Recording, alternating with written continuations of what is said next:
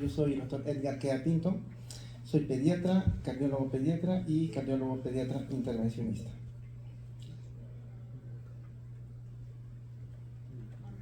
Muy bien, algunos objetivos que vamos a tratar de lograr en esta exposición. Vamos a comenzar con este caso clínico. Esta es una paciente de 2 meses 15 días de sexo femenino. Ingresa por emergencia con un tiempo general 4 días. La madre refiere que inicia cuadro 4 días antes de su ingreso presentando rinorrea, tos, sin movilización de secreciones y esporádica, además de sensación de alta térmica, no cuantificable. Madre la automedica con paracetamol. En días posteriores la sintomatología persiste y un día antes de su ingreso la madre lo nota con palidez, mayor irritabilidad y agitación, y este es el motivo por el cual lo lleva a la emergencia. Estos son datos obtenidos de la historia clínica en una evaluación inicial, ¿no? Entonces, en cuanto a antecedentes, no hay ninguno de importancia aparentemente, solo el peso de nacimiento lo vamos a tener en cuenta, ¿no? 2.830 gramos al nacer. Y al momento en la emergencia pesó este paciente 4 kilos 50 gramos, se registra una presión de 120/75, satura 95% con cánula vinazada 2 litros, está con una frecuencia respiratoria de 55 y una frecuencia cardíaca de 135. Durante la evaluación está muy irritable, sin embargo se nota o observan que hay aleteo nasal leve, hay quejido audible y está con su cánula vinazada. En tórax, lo que se lee en la historia de emergencia es que el tórax es simétrico, móvil, hay tiraje subcostal, intercostal y supraesternal. Un murmullo vesicular pasa en ambos campos y hay subcrépitos en bases. Ruidos cardíacos rítmicos y describen un soplo sistólico 1 de 6 en borde esternal inferior izquierdo. Este es un video de ese pacientito en la emergencia. No hay audio ahorita, ¿no? Pero en este video se escucha el quejido del bebito. Notamos también las retracciones, ¿no? Subcostales, intercostales aquí. ¿Sí? Bueno, entonces con esta información, con esta historia clínica y este examen físico, lo más probable es que todos lleguen a un diagnóstico, ¿no? Insuficiencia respiratoria, y probablemente por la edad y por ser el primer episodio lleguen a la conclusión de que es una bronquiolitis.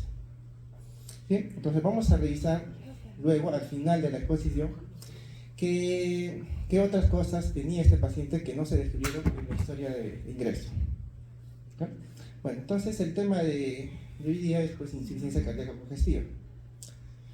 Este es un síndrome clínico, ¿no? Caracterizado por la incapacidad del corazón para bombear suficiente sangre al cuerpo, ¿no? Para satisfacer las necesidades, o para impulsar el retorno venoso sistémico o pulmonar adecuadamente, ¿no? O lograr ambos objetivos a la vez. Básicamente el gasto cardíaco está determinado por la precarga, la postcarga, la contractilidad del miocardio y la frecuencia cardíaca, ¿no? Bueno, vamos a irnos a la etiología. En la edad pediátrica, las causas de insuficiencia cardíaca van a ser diferentes a las del adulto. Entonces podemos hacer una división fisiopatológica para entender un poquito mejor las causas, y también eso nos va a orientar en el manejo de nuestros pacientes. Básicamente tenemos dos grupos, ¿no? Los que tienen disfunción ventricular, o sea, son los que tienen la fracción de eyección disminuida, y tenemos el otro grupo donde la fracción de eyección está conservada, ¿no? Contractilidad ventricular preservada. Dentro del grupo que tiene compromiso de la función ventricular, tenemos a los que tienen corazón estructuralmente normal, o sea, me refiero a que no tienen cardiopatía congénita. Y bueno, hay pacientes con cardiopatía congénita que pueden llegar a tener disfunción ventricular también, ¿no? Por eso se mencionan aquí. Sin embargo, la mayor parte de niños con cardiopatía congénita tienen la contractilidad preservada, o sea, estaría en este grupo. Y aquí se puede subdividir en dos grupos, ¿no? Por sobrecarga de volumen o por sobrecarga de presión. En este grupo están la mayor parte de niños con cardiopatías congénitas. Esta categorización nos ayuda a comprender la fisiología y las manifestaciones clínicas, ¿no? Que son un poco diferentes a la edad adulta. Entonces, viendo más a estos pacientes que tienen disfunción ventricular con corazoncito normal, o sea, sin cardiopatía congénita, tenemos pacientes con miocardiopatía dilatada, hipertrófica, restrictiva. Estos también los vemos en edad pediátrica. Más frecuente obviamente son las cardiopatías congénitas, pero sí tenemos pacientes con miocardiopatías dilatada, hipertrófica, restrictiva, no compatada. Miocarditis es un diagnóstico a veces que pasa, es que el espectro clínico es muy amplio, ¿no? Entonces muchas veces una miocarditis puede tener muy pocos síntomas, ¿no? Pero es relativamente frecuente también ver niños con miocarditis. La isquemia, el infarto del miocardio, esto sí es un poco más raro en la edad pediátrica, ¿no? También existe la disfunción ventricular por arritmias. Tenemos los bloqueos AV congénitos y también la taquicardia. La taquicardia supraventricular, cuando dura más de 12 a 24 horas, ya hace también disfunción ventricular. Este grupo también es frecuente, exposición a drogas. A los niños que reciben quimioterapias, muchos, por ejemplo, los pacientes con leucemias, reciben antracíclicos, ¿no? Esto los predispone a tener una miocardiopatía dilatada. Y bueno, tenemos otras causas no cardíacas. Entonces ya les mencioné también que había niños con cardiopatía congénita que inicialmente tienen la función ventricular preservada, pero al no recibir un tratamiento oportuno, esta función ventricular pues se deteriora, ¿no? O en el otro grupo también tenemos pacientes que han sido operados y como consecuencia de la cirugía han quedado con un poco de disfunción ventricular. Tenemos entonces el grupo con los que tienen la contractilidad ventricular cruzada, que como ya les dije, aquí están la mayor parte de cardiópatas congénitos. Aquí los podemos dividir por sobrecarga de volumen. Aquí tenemos los que tienen cortocircuito de izquierda a derecha. Aquí está CIA, CIB, que generalmente son los más conocidos, ¿no? CIB, PSA, defecto de tabique atrioventricular, son los más frecuentes que podemos ver. También tenemos insuficiencias valvulares.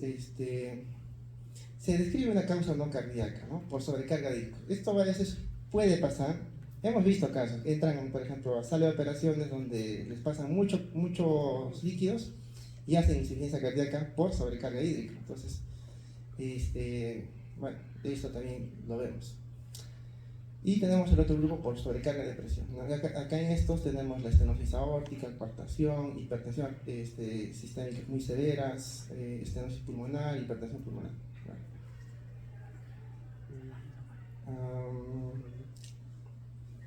Esto ya está. Bueno, aquí este cuadrito es básicamente para hacerles, bueno, para mostrarles porque el inicio de el inicio de la sintomatología de la insuficiencia cardíaca en niños con cardiopatía congénita es muy variable, ¿no? Podemos tener al nacer, o sea, inmediatamente al nacimiento, signos de insuficiencia cardíaca. Sin embargo, también es frecuente encontrar niños cardiópatas severos que están aparentemente normales en su primer día de vida, ¿no? Y manifestarse posteriormente, en la primera semana, ¿no? De repente, tercer, cuarto día, recién se manifiestan los signos de insuficiencia cardíaca.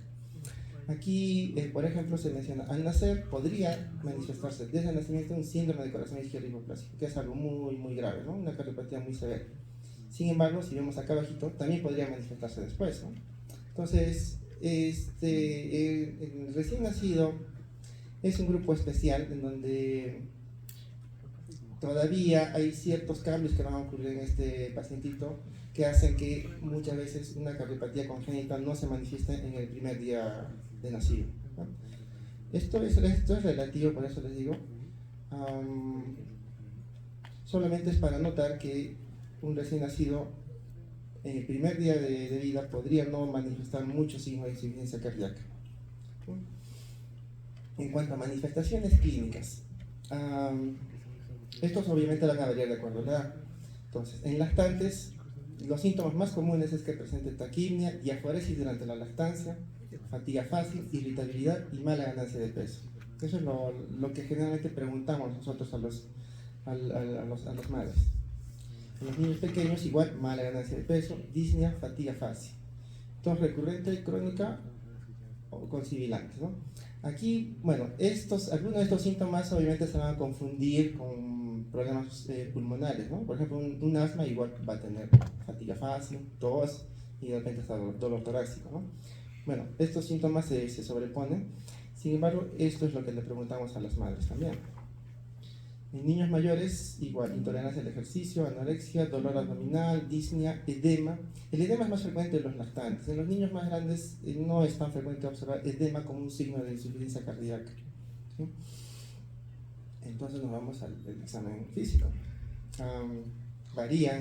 Obviamente varía también del grado del tipo de cardiopatía y varían también de acuerdo al gasto cardíaco. Bueno, en cuanto al examen físico, siempre nosotros evaluamos el crecimiento, ¿no? El crecimiento y desarrollo, su peso para la edad, su talla, o sea, hacemos una evaluación nutricional siempre. Luego vemos si hay síntomas como diaforesis, piel fría, húmeda, si hay taquicardia, si hay signos de mala perfusión, ¿no? Como extremidades frías, moteadas, disminución del llenado capilar, pulsos periféricos débiles o filiformes, disminución de la presión arterial, el ritmo de galope, que este sí sería, o sea, si ustedes encuentran un paciente con ritmo de galope, es muy probable que ese paciente esté con insuficiencia cardíaca. Eso también se aplica para pacientes adultos. La cardiomegalia también es un signo, esto es básicamente en rayos X, ¿no? Pero es muy frecuente encontrar cardiomegalia en pacientes con insuficiencia cardíaca. Bueno, solamente que bueno, en esta diapositiva se mencionan muchos signos como pulsos periféricos débiles, mala perfusión. Todos estos signos se observan ya en insuficiencias cardíacas severas, ¿no? Ya descompensadas completamente. Habitualmente, bueno, ya vamos a revisar luego la clasificación funcional. Entonces, los de clase funcional 4 van a tener toda esa sintomatología, ¿no? Antes de eso no tienen mucho de esos síntomas. Tenemos hallazgos pulmonares. En cuanto a hallazgos pulmonares, esto nos va a decir que el paciente tiene congestión pulmonar. Y aquí es muy frecuente encontrar taquipnea, ¿no? Un hallazgo muy frecuente es la taquipnea. También encontramos otros signos de dificultad respiratoria, ¿no? Retracciones subcostales, intercostales, suprasternal, uso de músculos accesorios y quejido con aleteo nasal. Esto es justamente lo que el paciente que les mencionaba al inicio, en el caso clínico, es lo que tenía, todos estos síntomas. Y como ven, también se puede confundir con un problema pulmonar. Disnea de esfuerzo, ortopnea en niños mayores, sibilancias y crepitantes pulmonares. En cuanto a signos de congestión sistémica, tenemos la hepatomegalia, ¿no? La hepatomegalia en la evaluación cardíaca es muy importante evaluarla, ¿no? Hasta medir el hígado. Entonces, habitualmente yo lo incluyo como parte del examen cardiológico, evaluar el tamaño del hígado. Esto nos va a dar una idea del estado hemodinámico y ver si es que está descompensado o no la insuficiencia cardíaca. Como les decía, el edema palpebral es frecuente en los lactantes, ¿no? No es muy frecuente encontrar edema en los niños más grandes. También podemos encontrarlo, pero no tan frecuente como en la edad en los lactantes y neonatos. Distensión venosa yugular, eso a veces no lo podemos observar porque el paciente, los lactantes, los neonatos tienen el cuello corto y es un poco más difícil evaluar la distensión venosa yugular, ¿no? Otros hallazgos que puede sugerir insuficiencia cardíaca tenemos presión arterial alta en caso de pacientes con coartación aórtica. Soplo sistólico podría ocultarse, o sea, el hecho de que tenga un pacientito soplo o no lo tenga, pues obviamente no va a descartar la presencia de una insuficiencia cardíaca, ¿no? No se confíen de si tiene soplo o si no tiene soplo. Puede estar presente, sí. Y el precordio hiperdinámico, ¿no? Puede sugerir cortocircuitos intra y extracardíacos o sobrecarga de volumen. El precordio hiperdinámico es cuando, o sea, ustedes lo van a palpar, agarrándole el pechito y van a sentir cómo se mueve todo el corazoncito, ¿no? Es un precordio hiperdinámico. Eso se ve en pacientitos, como dice acá, que tienen sobrecarga de volumen, ¿no? Por ejemplo, tenemos CIB, un CIB grande, un PSA. Entonces, ellos tienen sobrecarga de volumen. En cuanto a exámenes auxiliares, lo primero y lo que está más al alcance lo que van a tener más al alcance, pues es una radiografía de tórax, ¿no? Como ya se mencionó, la cardiomegalia es algo que suele estar casi siempre presente en los pacientes con insuficiencia cardíaca. Entonces evaluamos si tiene o no cardiomegalia y evaluamos también signos de congestión pulmonar en esta radiografía. Y aparte nos va a ayudar en a ver cómo está yendo nuestro tratamiento, ¿no? Si tenemos al ingreso una paciente con bastante congestión pulmonar y luego de dar un tratamiento diurético, esta congestión mejora, bueno, nuestro paciente está yendo o está yendo bien, ¿no?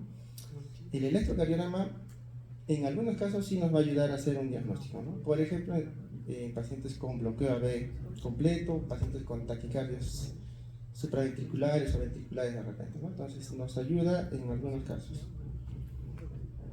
Y esto, bueno, esto es para recordarles, ¿no? Cómo se calcula el índice cardiotorácico, que es básicamente la relación del corazón con respecto al tórax, ¿no? Es importante que tengan estos valores en mente, ¿no? En neonatos es normal hasta 0.6, lactante hasta 0.55, y en niños, adolescentes y adultos es hasta 0.5, ¿no? Esos puntos de corte es importante que los tengan presentes. Entonces acá tenemos una radiografía del tórax. En esta imagen podemos ver el corazoncito, las estructuras, ¿no? Este borde, por ejemplo, está dado por la aurícula derecha, ¿no? Este borde de aquí por el ventrículo izquierdo. Aquí viene el tronco de la arteria pulmonar y más arribita el botón aórtico. Entonces tenemos esta radiografía donde sí impresiona cardiomegalia. Esto de aquí que se ve un poquito más blanquito es congestión pulmonar, no tan evidente, pero tiene un poquito de congestión pulmonar. Aquí en estas flechitas está señalando la silueta, la aurícula derecha. Y acá tenemos el tronco pulmonar aumentado, ¿no? Está prominente. Entonces eso corresponde a una radiografía de un paciente con comunicación interauricular. Aquí tenemos otra radiografía, vemos nuevamente cardiomegalia y aquí sí vemos más congestión pulmonar, ¿no? Aquí esto se ve un poquito blanquito, mucho más evidente la congestión pulmonar, ¿no? Este es una radiografía de un niño de 13 años con miocardiopatía dilatada. Acá tenemos otra radiografía. Tenemos igual, hay cardiomegalia. Aquí la congestión pulmonar es más evidente aún y aquí se ve como una zona de atelectasia, ¿no? Este es un paciente con comunicación interventricular. Entonces, cardiomegalia sí es algo que sí van a encontrar en los pacientes con insuficiencia cardíaca casi siempre. ¿Sí? Importante entonces pedir una radiografía de tórax. En cuanto a exámenes auxiliares, otro examen auxiliar muy importante es la ecocardiografía. En este examen pues nosotros vamos a poder evaluar el corazoncito, evaluar la función ventricular y vamos a poder ver si es que este corazón tiene alguna malformación cardíaca, ¿no? Entonces, aquí tenemos algunas fotitos. Este es un eje largo, ¿no? Del ventrículo izquierdo. El ventrículo izquierdo es esto de aquí es la aorta, aquí está la aurícula izquierda, ¿no? Entonces, aquí medimos el septum, el diámetro diastólico del VI, la pared posterior, y estos valores nosotros tenemos que compararlos o sacarles en todo caso su Z-score, ¿no? En pediatría, obviamente, hay niños de todos los tamaños y pesos, entonces eso se compara con valores Z-score. Y de acuerdo a eso nosotros podemos decir si está dilatado o no está dilatado, o de repente está hipertrófico o no. En esta imagen de aquí es solo para mostrarles cómo calculamos la fracción de eyección. Este es el método de Simpson, se llama, es un método que también se aplica en adultos, es igual en niños. Esto nos ayuda a calcular la fracción de eyección. Acá tenemos una imagen en 4 cámaras de un corazoncito normal, este es el ventrículo izquierdo.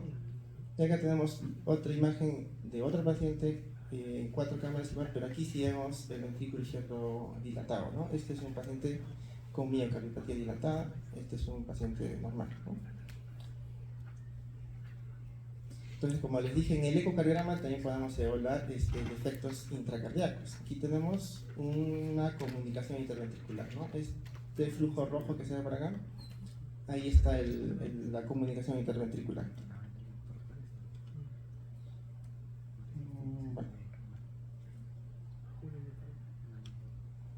Solamente quería que noten pues que la fracción, o sea, aquí la contractibilidad en estos pacientes con cardiopatía congénita normalmente, o sea, lo más frecuente es que esté normal, ¿no? La fracción de eyección normal, la contractibilidad está normal, subjetivamente se ve que este ventrículo izquierdo se contrae muy bien. Bueno, esta es una imagen, esto que estoy señalando es el tronco de la arteria pulmonar, por aquí está la aorta y esto rojo que se ve por acá Esto es un conducto arterioso, ¿no? Un PCA. Entonces el ecocardiograma nos ayuda a evaluar función, medir cavidades y buscar defectos intracardíacos, ¿no? Habitualmente con el ecocardiograma ya suele ser suficiente para tener un diagnóstico claro cardiológico. Otros exámenes auxiliares que podemos pedir, tenemos el péptido natriurético cerebral, tenemos esta porción, el NT-proBNP también, o sea, si lo tenemos a disposición en el laboratorio se puede pedir también, y esto nos evalúa la gravedad de la insuficiencia cardíaca. A veces no es necesario pedirlo, ¿no? Porque ya está evidente que el niño está en insuficiencia cardíaca, que este valor le va a salir alto. Sin embargo, en los lugares donde sí o sea, muchas veces esto no está disponible en los laboratorios, ¿no? A veces en el Hospital Honorio Delgado no lo tenemos, por ejemplo. Pero nos puede ayudar también a evaluar la respuesta al tratamiento que le estamos dando, ¿no? Si tiene una respuesta adecuada, este valor va a disminuir. Troponinas. Las troponinas son biomarcadores sensibles a la lesión de los miocitos. Habitualmente están elevados en miocarditis, ¿no? Entonces muchas miocarditis pueden tener también este compromiso en la función del ventrículo ventricular, ¿no? Bueno, entonces sí podemos pedir troponinas en un niño, por ejemplo, que tiene corazoncitos sin cardiopatía congénita pero con mala fracción de eyección. Podemos pedir troponinas pensando de repente que es un proceso agudo, está cursando por una miocarditis, ¿no? Y otros exámenes, pues hemograma, electrolitos, ¿no? Esto es la clasificación funcional de la insuficiencia cardíaca. Ya deben conocer esta de la NIJA. La de Ross es la que está adaptada a pediatría, ¿no? A lactantes y niños, ¿no? Es muy similar, vemos en clase 1, ambos tienen sin limitaciones, ¿no? Sin limitaciones ni síntomas en clase 1. En la clase 2, los niños dicen taquimia leve, diaforesis durante la alimentación. Niños mayores, disnea leve a moderada durante el esfuerzo. El niño mayor es casi igual al del adulto, para que hagamos una comparación. Aquí solo quiero resaltar esto, ¿no? Que en el lactante, en una clase funcional 3, el lactante ya hay un compromiso de su ganancia de peso. O sea, es un niño que tiene una cardiopatía congénita o de repente estructural y tiene mala ganancia de peso, pues ya eso ya lo categoriza como clase funcional 3. Y la clase funcional 4 ya es cuando hay síntomas en el reposo. Entonces, el tratamiento obviamente va a depender mucho de la etiología de esta insuficiencia cardíaca. Dado que en la mayor parte de los niños la causa más frecuente es la insuficiencia cardíaca, es por cardiopatías congénitas y la función ventricular preservada, en estos pacientes lo que se hace es corregir el defecto lo más pronto posible una vez hecho el diagnóstico, ¿no? Esa corrección del defecto puede ser por cirugía o muchas veces puede ser por cateterismo cardíaco. Tenemos esas dos opciones de tratamientos definitivos. Lo más pronto posible una vez hecho el diagnóstico. Y mientras se espera ese tratamiento quirúrgico, damos medicación, ¿no? Para compensarlo. Muchas veces estos pacientes con insuficiencia cardíaca, o sea, ingresan al hospital no por insuficiencia cardíaca, sino por un proceso agregado. Por ejemplo, una neumonía, por ejemplo, ¿no? Entonces el paciente, la mamá lo trae por la neumonía y en la evaluación que se le hace en la hospitalización se encuentra que tiene una cardiopatía o se encuentra que tiene el corazoncito grande y lo encontramos con signos de insuficiencia cardíaca, ¿no? Entonces, una cirugía no se puede hacer en un paciente que está con un proceso infeccioso o reciente, se le inicia tratamiento médico. Y este tratamiento médico en pacientes con cardiopatías congénitas está básicamente dado por diuréticos. Inicialmente diuréticos, luego podemos agregar un IECA o ARA2, que vendría a ser la función, el efecto es casi igual. Y bueno, digosina.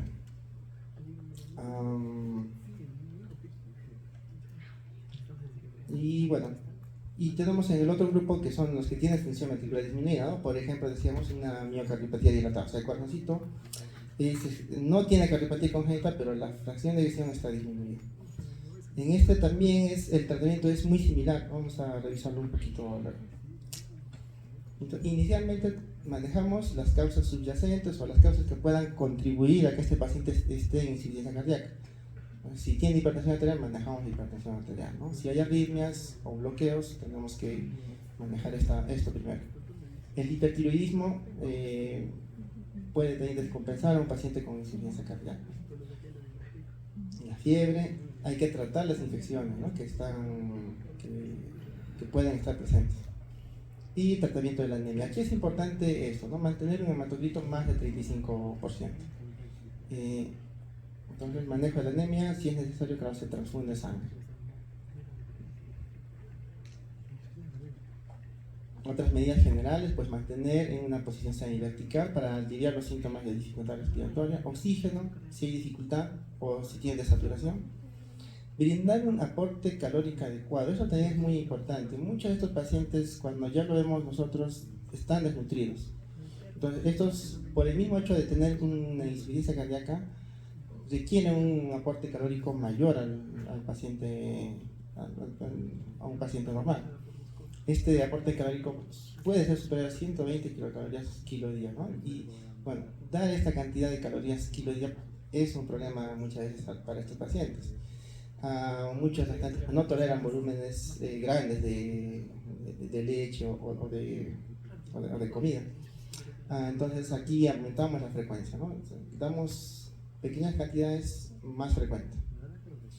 Restricción hídrica por vía oral no está indicada. O sea, por vía endovenosa sí debemos tener mucho cuidado en la hidratación, ¿no? Si ustedes le ponen mucho líquido por vía endovenosa, esto puede descompensar muy rápidamente a los pacientes con insuficiencia cardíaca. Sin embargo, por vía oral no hay mucho problema, ¿no? Entonces, habitualmente lo que indicamos a la madre es que le dé toda la leche que requiera, toda la leche que el paciente tolere, para que, bueno, tratando de compensar un poco el aporte calórico que requiere. El empleo de diuréticos nos va a ayudar en no ser tan estrictos en la restricción hídrica por vía oral, ¿no? Por vía endovenosa sí, allí sí, igual, hay que restringirlos por vía endovenosa. En niños mayores y en general, ¿no? O sea, ya cuando el paciente ya empieza con la lactancia, se recomienda no darle sal, o muy poquita sal. Entonces, restricción de sal. Si la insuficiencia respiratoria acompaña a la insuficiencia cardíaca, a veces requiere intubación y respiración a presión positiva. Y otro punto importante es que si estamos hospitalizados hay que pesar diariamente, ¿no? Esto muchas veces el balance hídrico que se hace al paciente en hospitalización no concuerda con el peso. Entonces, y muchas veces pasa también que el balance hídrico que hace la enfermera no se hace muy bien. Entonces, algo muchísimo más objetivo, más exacto, es controlar el peso. El peso diario, vemos cómo varía día a día, ¿no? Estos son estadios que nos ayudan un poco, nos orientan en cuanto al manejo médico que podemos dar a un paciente. Tenemos este estadio, son pacientes dice, que tienen factores de riesgo, pero que la función cardíaca es normal, ¿no? Estadio A. Por ejemplo, tenemos aquí a los pacientes que reciben quimioterapia, específicamente antracíclicos, ¿no? Esos pacientes están expuestos a cardiotóxicos. Eventualmente podrían presentar una disfunción o una miocardiopatía. Sin embargo, cuando nosotros evaluamos, hacemos ecografía, la función cardíaca está normal, entonces no damos ningún tratamiento, ¿no? Si la función cardíaca es normal, tiene factores de riesgo, la función cardíaca es normal, ningún tratamiento, no solamente se hace seguimientos. Tenemos este estadio B, en donde la función cardíaca es anormal, pero no tiene síntomas. Igual, ¿no? El mismo ejemplo del paciente que ha recibido antracíclicos. Tiene un poquito de disfunción sistólica del ventrículo izquierdo, pero el niño está asintomático, ¿no? Entonces, en este caso podemos empezar ya con IAC. En este estadio C son los pacientes que tienen cardiopatía y tienen síntomas. Aquí sí damos IECAS y diuréticos. Podemos valorar dar o no digosina, depende mucho del paciente, ¿no? de la sintomatología que tenga. Y podemos agregar luego un beta bloqueador. O sea, esto es básicamente parecido al manejo que se da en el adulto, ¿no? Es muy parecido en el niño. IECA, su espironolactona, un diurético, Digosina se puede dar o no, ya vamos a revisar un poquito más adelante sobre el uso de la digosina, y un beta bloqueador, o sea, carvedilol, ¿no? O sea, eso se da ya. El carvedilol generalmente lo damos cuando el corazoncito es estructuralmente normal, o sea, no tiene cardiopatía congénita, pero tiene disfunción sistólica, ¿no? En esos casos generalmente damos beta bloqueador. Y bueno, tenemos este grupo de estadio D, ya son los pacientes con insuficiencia cardíaca terminal, ¿no? Estos requieren diuréticos o inotropos intravenosos. Estos son los que están en ventilador mecánico. Muchos de estos van a requerir trasplante cardíaco, ¿no? O soporte circulatorio, ¿no? Y bueno, trasplante cardíaco. Entonces, el tratamiento farmacológico lo vamos a resumir en estos tres grupos, ¿no? Diuréticos, agentes inotropos y agentes para reducir la poscardia. Entonces, dentro de los diuréticos, para nosotros es un agente, es el principal agente terapéutico para controlar la congestión venosa pulmonar, ¿no? Estos diuréticos reducen la precarga y van a mejorar los síntomas congestivos. No mejoran el gasto cardíaco ni la contractilidad miocárdica. O sea, básicamente reducen la precarga. Muchos pacientes mejoran muy rápido con una sola dosis de furosemida endovenoso, ¿no? Hay otros diuréticos, tenemos diuréticos tiacídicos. Estos no los usamos mucho, considerados de segunda línea, ¿no? Diuréticos de asa, furosemida. Este es el fármaco que nosotros generalmente usamos, es lo que más tenemos nosotros también en la emergencia. Entonces, furosemida es el fármaco generalmente de elección que usamos. Tenemos también los antagonistas de los receptores de mineralocorticoides, ¿no? Específicamente espironolactona. Este es un diurético ahorrador de potasio, entonces habitualmente lo damos con furosemida, ¿no? Furosemida bota el potasio y la espironolactona ahorra el potasio, entonces como que encontramos un poco de equilibrio allí. Se ha demostrado que la espironolactona reduce mortalidad en los pacientes adultos, ¿no? Con insuficiencia cardíaca, y inhibe la remodelación miocárdica. Entonces es importante en el manejo, esto sobre todo en el manejo crónico, ya, ¿no? En el paciente ambulatorio es necesario que el paciente reciba su espironolactona. Tenemos otros agentes inotropos de acción rápida. Bueno, estos son necesarios en pacientes que están con insuficiencia cardíaca descompensada, ¿no? Que están graves. Se da por vía endovenosa. Tenemos dopamina, dobutamina, que sería el inotropo que sería más, dentro de este grupo, el más específico para miocardio. Bueno, existen otros, aparte de estos existen otros más que se pueden usar. En nuestro medio lo que tenemos más al alcance es dobutamina, dopamina y epinefrina. Esos son los tres que tenemos más al alcance. Entonces, tenemos inotropos también por vía oral, ¿no? Tenemos el más conocido, la digosina. Como les decía, inicialmente nosotros damos el tratamiento con diurético, luego le agregamos un IECA y luego podemos valorar si le damos o no un digital, como la digosina. ¿Ya? Está demostrado que digoxina puede proporcionar alivio de los síntomas, ¿no? Puede mejorar los síntomas. Y no es, en caso de cardiopatías congénitas, no es tanto por la acción inotropa que tiene. O sea, mejora la contractilidad, pero dijimos que el niño con cardiopatía congénita generalmente tiene la contractilidad normal. Entonces, no es tanto por esta acción, sino es porque es un parasimpático mimético. Disminuye la frecuencia cardíaca, reduce la descarga sinoauricular y enlentece la conducción atrioventricular. Básicamente, por estos efectos es que la digosina mejora los síntomas en los niños con cardiopatías congénitas. La digosina no reduce mortalidad en adultos, sin embargo sí disminuye la hospitalización, el número de hospitalizaciones o el tiempo de hospitalización, ¿no? Entonces, digosina. El problema muchas veces con digosina es que podemos llegar a una intoxicación digitálica. Este es un problema. Entonces, a veces el niño, por ejemplo, tiene diarrea, ¿no? Entonces, eso podría el niño deshidratarse y eso condicionar un poquito a que se intoxique, ¿no? Intoxicación digital, también lo hemos visto. Es por eso que muchas veces En los pacientes pequeños no les damos digosina, solo dejamos con su diurético, con su IECA. Bueno, pero bueno, siempre tenemos esta opción de dar o no digosina a nuestros pacientes. Luego tenemos los inhibidores, los IECAs, ¿no? Más conocidos como IECAs. Estos van a disminuir la postcarga, ¿no? O sea, un IECA te va a bajar la presión arterial, entonces te va a disminuir la postcarga.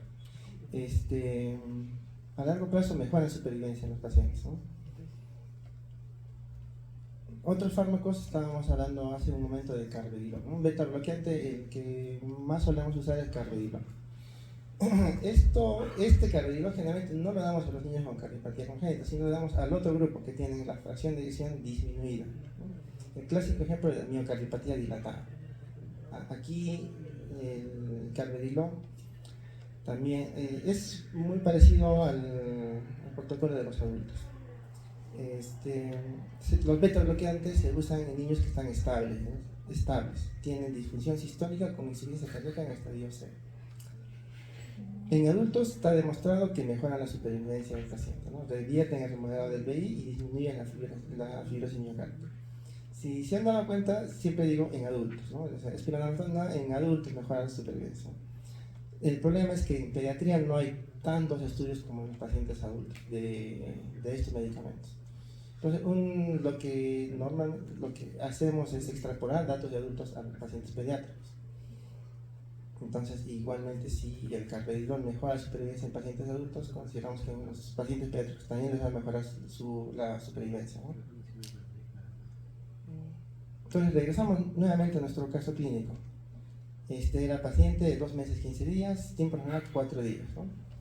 Sin embargo, si uno preguntaba un poquito más a la madre, se iba a dar cuenta de que en realidad no había empezado la enfermedad hace 4 días, sino que la mamá ya lo notaba desde hace un mes con disnea y desmoresis, ¿no? Ya está, hace un mes estaba que se agitaba al lactar. Ese dato es importante en la historia clínica. En antecedentes no se obtuvieron otros antecedentes. Sin embargo, en el examen físico, no sé si se dieron cuenta cuando mencioné la presión arterial, tenía 120/75 esta paciente. Paciente de 2 meses con 120/75.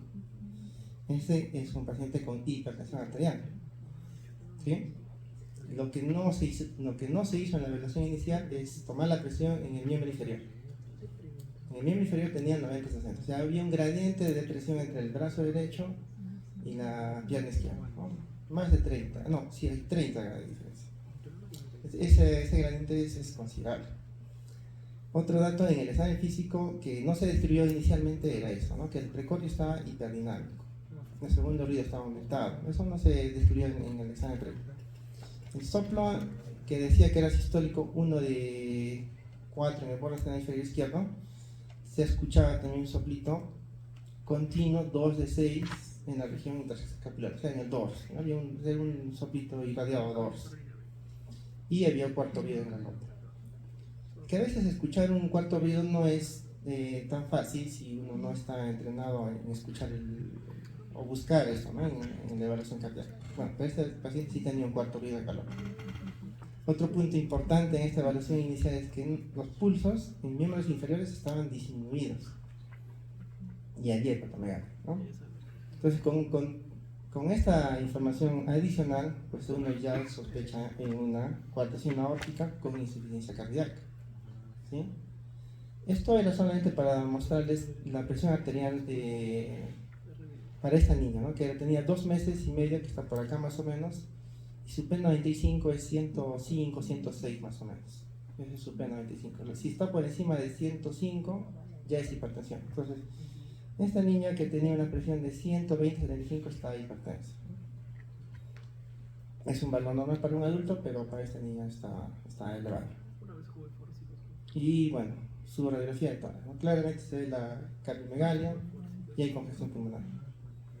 ¿Sí? Índice cardiotorácico 0.67. Y bueno, solo para recordar, ¿no? Que estaría en este grupo, ¿no? Es un lactante hasta 0.55. Entonces estaba elevado ese índice cardiotorácico. Entonces le hicimos ecocardiografía, pues confirmamos ya el diagnóstico clínico que teníamos solo con el examen físico. Con el examen físico era una coartación aórtica, ¿no? Y sí, no dice insuficiencia cardíaca. Entonces, con el ecocardiograma confirmamos: tiene coartación aórtica, dilatación del vein y disfunción sistólica del vein, ¿no? La FEBI está 50%. Entonces, este es el ejemplo que les decía, ¿no? Es un paciente con cardiopatía congénita que ya tiene 2 meses y que ya está haciendo disfunción sistólica del ventrículo izquierdo. O sea, ya la FEBI está en 50. Y una leve, ¿no? Una disfunción leve ventricular izquierdo. Tratamiento de esto pues es cirugía, no, depende mucho del grupo etario. Para este grupo etario de 2 mesecitos hay que hacer cirugía. Esto de aquí, esta es la zona de coartación, ¿no? Aquí entonces se amplía esta zona y el tratamiento, si la cirugía está bien hecha, pues el tratamiento es definitivo, curativo, ¿no? Te queda normal. Bueno, esto es un resumen en realidad, lo que me gustaría que aprendan un poquito es a identificar a un niño con insuficiencia cardíaca y abordarlo inicialmente, ¿no? Tomarle su radiografía. O sea, lo principal es sospecharlo, ¿no? Sospechar una insuficiencia cardíaca.